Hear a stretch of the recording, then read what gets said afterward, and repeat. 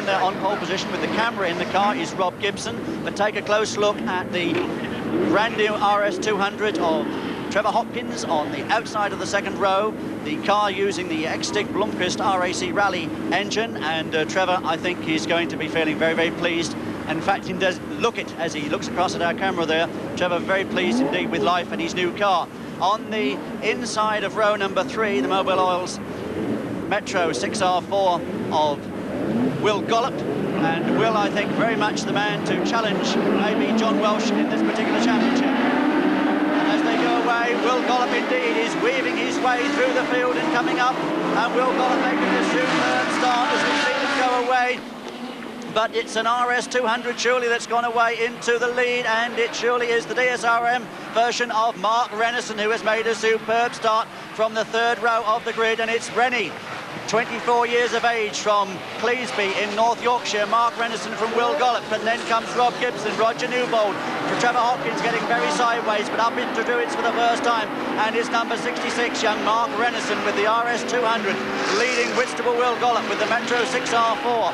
These two supercars beginning to get away then from the two-wheel drive yellow Porsche of Rob Gibson, but it's Mark Rennison away there, number 66, with Will Gollop coming into challenge just as he did towards the end of 1986 at Lytton and Croft. These two have had some tremendous battles, and now back in 1987, here they are doing it again at Brands Hatch, and it's number 66, Mark Rennison, from number 18, Will Gollop. There's the inside of number 15, Rob Gibson, and watching the supercars vanishing the distance, back with them here again. And it's still Mark Rennison leading, with Will Gollop now closing on him. Will Gollop getting in very, very close indeed to Mark Rennison as they go down, tumble downhill for the second time. And Will Gollop getting the V6 Metro right in under the big rear spoiler of the DSRM RS200, but Mark Rennison still holding the advantage. Remember, in the Grand Prix they were doing this in the B final, and then a puncture slowed Mark Rennison, but there's no problems at the moment we can see from Rennie's car, but he goes very wide into Druids, and Will Gollop comes through and takes the lead. And Will Gollop then takes the lead and goes very sideways on the exit of Druids, down into Langley's Gap, through Langley's Gap, and they're almost side by side with Rennie trying to come back on the inside. He can't find a way through at the moment, and it's still Will Gollop as they go along the knife edge towards Hoppy's Drop, and these two maestros are at it once again, and it's a bit of a north versus south battle yet again here at Brands Hatch, with Will Gollop holding the advantage, but what a slight one from Mark Rennison. And Mark now coming through on the inside and taking the lead back again, the way he did at Croft and the way he did at Lytton Hill in 1986. He's doing it again here in 87 at Brands Hatch, and it's Mark Rennison then back into the lead. And this terrific battle is renewed into the new year as we get Will Gollop coming down to have another look. And there inside we can see Rob Gibson, and he's now being passed by the Trevor Hopkins car, which we can see obliterating the view there as the mud splashes up on Rob's windscreen. Meantime, no problems for Mark Rennison's view. He can see that there's a clear track in front as they come up into Druids. Rob Gibson coming out there, sliding very, very sideways. Roger Newbold's forward-powered Renault 5 going through. Roger Newbold from Harrogate, but the two leaders still coming down through Langley's Gap, literally tied together. And Will Gollop trying to get alongside as they come through with a lap to go. Exactly 1 lap to go, and they're almost side by side as they go away onto Hoppy's Drop. Who's going to get it? And it's Mark Rennison who closes the door very comprehensively on Will Gollop, and Will drops a couple of cars lengths there as they come over Hoppy's Drop, back onto the tarmac, round down the Cooper Straight for the last time. And Rennie now beginning to show a fairly clean pair of wheels to Will Gollop. And of course the turbocharged RS200, there's the power output variable. Mark can turn the boost up when he feels he needs it, and I think maybe that's just what he's done with the normally aspirated Metro. There's no such advantage for Will Gollop, but Will Gollop has got the driving ability to maybe hang on, and indeed he has closed once again on Mark Rennison. But it's the DSRM RS200 of Mark Rennison leading Will Gollop, and the Metro getting very sideways and losing out there in this race. It goes up into Druids for the last time, round the Druids hairpin, and it looks as though Mark Rennison's going to be in the lead when it matters most as they come down towards Langley's Gap for the last time. And it's number 66, Mark Rennison, coming away there to take, by Rallycross standards, a fairly comfortable victory. A good victory then from Mark Rennison, from Will Gollop in second place. In third place is Trevor Hopkins, a good drive there for Trevor in the RS200. But there's the winner, number 66, Mark Rennison, and he'll be feeling very, very pleased about this. Mark, congratulations, that was quite a race, and only just made it. That's right. Yes, it was a good race. Will and I are always close racing. It's always good racing with Will. I think he's our next rival anyway. This RS200 of yours really is quite a speed machine, isn't it? That's right, yes. These cars doing the average sort of 0 to 60 in somewhere in the region of 3 seconds. So, yeah, they are very fast cars these days. Many people are tipping you to be the new star of Rallycross. Is that how you see yourself? I don't know. There's a lot of new people come out over the last few years, and I think next year it will be very difficult to be a new star, with especially John Smith has a new car, Will Gollop and the rest of them. So I don't know. I've heard a whisper too that you have ambitions on the circuit and maybe, you know, you've got your sights set on a Grand Prix place. that would be very nice, yes. Next year we are doing Formula Ford racing, so I hope to get as much practice in Formula Ford as I can next year, and hopefully by the end of the year maybe have a drive in the Formula 3. Who knows, we shall see. Mark, thanks for joining us very much indeed. Wish you the best of luck. Thank you. Mark Renison then with 10 points. Will Gollop with 9. Trevor Hopkins 8. Rob Gibson with 7. Jeff Reynolds 6. Dave Phillipson with 5. And so on down the field. This, remember, a progressive league table. At the end of the series, the leading 10 go into the grand final. On to race 2. Here's Arthur Debenham. And thank you, David. And as you join us on the start line, we're looking at car number 122, the Citroën Visa of John Waghorn, the left-hand drive French car, the only car of its type in British Rallycross. The young Londoner there, newcomer of the year 2 years ago, and a hot contender, I feel, in this particular series. Also on the grid, watch for number 52, Mike Shield, who is the Formula D champion of Great Britain, just 20 years of age, the youngest national champion this country's ever seen. At the green lights, it's David Ward in the 8 Port Metro, making a very good start from the centre of the front row of the grid. David Ward coming up there very fast indeed. Trevor Reeves also, I noticed, going very well. Trevor driving a pushrod Fiesta here this afternoon, and it's Trevor who's come through into second place as they go down Tumbledown Hill. But it's Dave Ward in the lead, the Visa of John Waghorn trying to come through into second. Dave Ward leads down into the S's, John Waghorn into second place. Trevor Reeves there in third. Vic Moyse. But Dave Ward in trouble, number 730. Dave Ward in a lot of problems there, looking down as if it's a gear change problem. So the new leader as they come round to it for the first time is John Waghorn from Trevor Reeves. Tony Barty's yellow Mini tucked in there just in front of the Nova of Pete Rucroft, through Langley's Gap and along the notorious knife edge, and it's Trevor Reeves still second there from John Waghorn, with Vic Moyse, Tony Barty up there in the fourth ahead of 31. Dave Pritchard up onto Hoppy Strop. Pouring around, you'll see the brake lights flashing on there in the rear windows as John Waghorn comes down onto the tarmac, still holding the advantage from a very sideways Vic Moyse there. Pete Rucroft just touching the tyres as we see John Waghorn, if anything, extending that lead now over Trevor Reeves. Trevor driving this afternoon the ex-Stud Niccolo car with the new Nick Mason pushrod engine in front. But everybody's safely through the chicane. A little bit of sideways action there from Mike Shield. Bill Stewart, I think, completing the order there in car number 58, but don't tumble downhill for the second time, and it's still John Waghorn in the BWB Motors Citroën Visa. The former rally driver came into Rallycross just over 18 months ago and has had a very successful involvement. Tony Barty in the yellow 16-valve Mini there, holding a midfield position. Pete Rucroft, all the cars finding it very, very slippery, and some of that, I think, due to the fact that in these very cold conditions, they're having a job to get the tyres nice and warm, and they're not getting the traction they ought. It's probably not quite as slippery as it looks. It's all down to getting warmth into those tyres on this very cold afternoon. But John Waghorn doing it very well indeed. Trevor Reeves coming with him. Those two cars beginning to get away from a terrific battle going on there for the midfield placings. And remember, you've got to be in the top 6 in any race to go through to the next round. To guarantee a position in the next round, you must be in the first 6 cars, and that's just what John Waghorn's doing here at the moment as he comes down the Cooper Straight into the chicane. There he is in the chicane. Trevor Reeves still in there with him.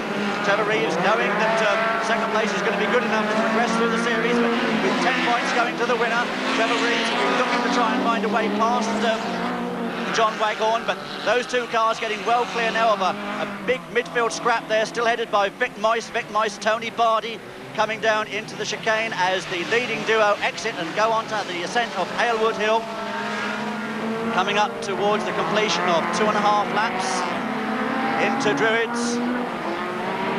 Just over a lap to go, and it's still John Waghorn and Trevor Reeves losing a bit of ground there as they went into Drew. As Tony Vardy up now into third. Dave Pritchard looks as though he's made fourth. We've lost Quick Vic Meissen Sidcup up there somewhere, but coming along the knife edge, Tony Vardy and Dave Pritchard side by side. Then comes Pete Rucroft and Villiers Aaron Nova, and the leaders already going through now into their last lap. Tony Vardy being very hard pressed there by Dave Pritchard's Metro, which always goes very well here at Brands Hatch, but the leaders coming down the Cooper Straight for the last time, and it's number 122, John Waghorn, fulfilling the promise that a lot of people have predicted this man has got, and I think a great future in line for him.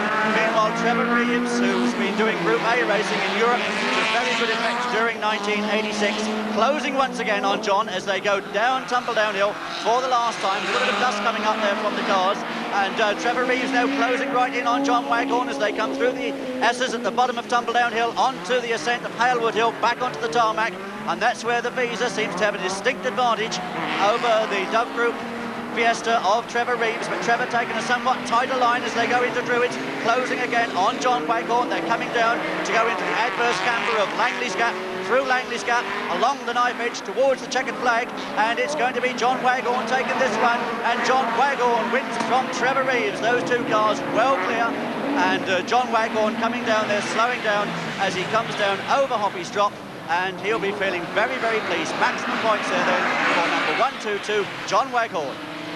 And we'll show you just how that affects the league table after the third race, where for the first time we have our champion, John Welch, in action. He's on the third row of the grid. Watch out too for Dimi Mavropoulos, and right in front of him, the yellow Xtrac of John Smith. Welch has a camera in his car and a microphone. John? Right, we're sat on the grid now. We've got about 15 seconds to go. You basically look to see we've got John Smith on the left, we've got a slippery way up, and we've got Dimi over on the right, somewhere right at the back. Watch the flag, man. Be very slippery to get past Ron on the right-hand side. The lights are kind of red.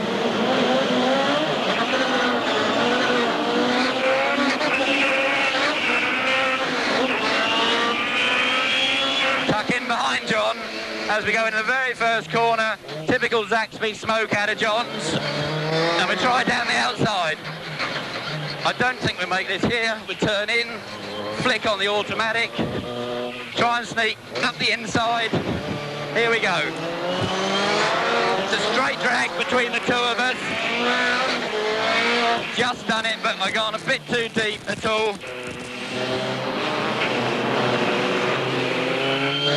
And I'm too tight for this corner, unfortunately. I don't think...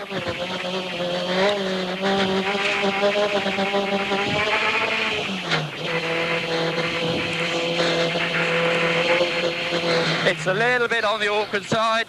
Fraction. Whoa, much too deep into the corner.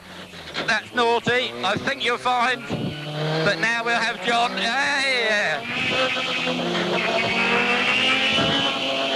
Hold it tight. Force him down very, very hard. Up through the chicane. Now, this is where I fully intend to do something about it. Whoops. Jimmy sneaked through a little bit on the naughty side. Right, now this is where the Xtrac has a big advantage. Slot second gear, turn ever so tight. I think I've gone a fraction too wide again, but still. Let's try and... Can't get inside Jimmy.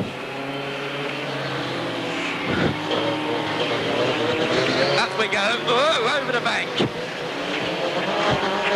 Try to slot the fourth gear.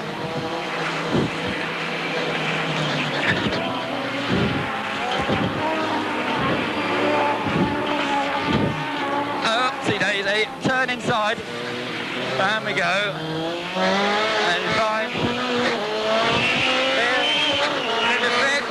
Touching 100 miles an hour. We can't get past, we can certainly upset them. That's the easiest way to do it here. Not the best thing to do. Whoops, the rough stuff. Whoops, he's down to third, all the way round. take the wider line. Can't see an awful lot because of the actual sunshine and such. But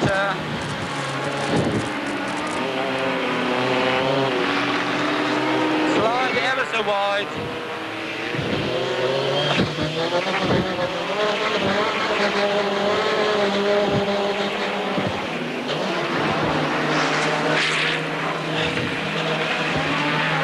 Very easy over the top. And I can't quite get the thing to tuck in like it used to.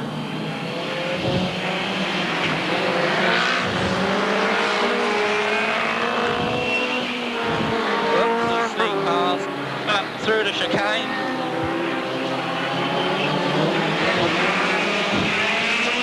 Into fifth gear.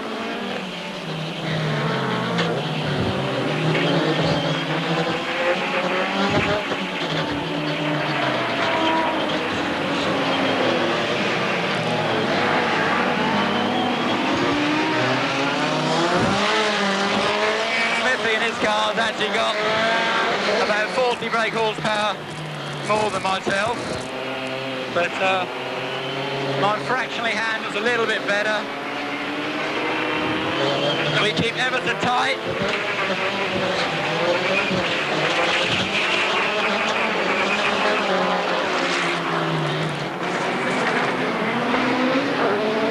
So John Welch giving us a really thrilling inside view of Rallycross at its very best. And a great start for John, 10 points, in his bid to retain his title.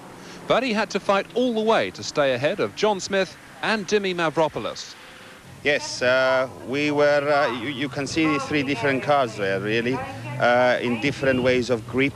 And going up the hill, the Escorts have better grip than the Audi. And that was a very, very competitive race, really. And John, I mean, the lead changed several times. We all were wondering who was going to win it in the end, including you, I imagine. Yes, it was very, very greasy out there, and we all made little mistakes, and the others were able to capitalise on those mistakes. Well, like I say, it was happening all the time during the race. Let's take a quick look. In fact, one specific piece of incident. Here you are. That's through John's windscreen. Yes, I was leading John Welch then, and as I went up to take pad at bend, I didn't go quite quickly enough into the corner, and John, as you see, came round the outside of me, and then he had the better line for the S's at the bottom of the hill and was able to take me there. You guys obviously know each other so well. Dimi, what have you got to do to beat this amazing man, John Welch? Well, I'm building a new car.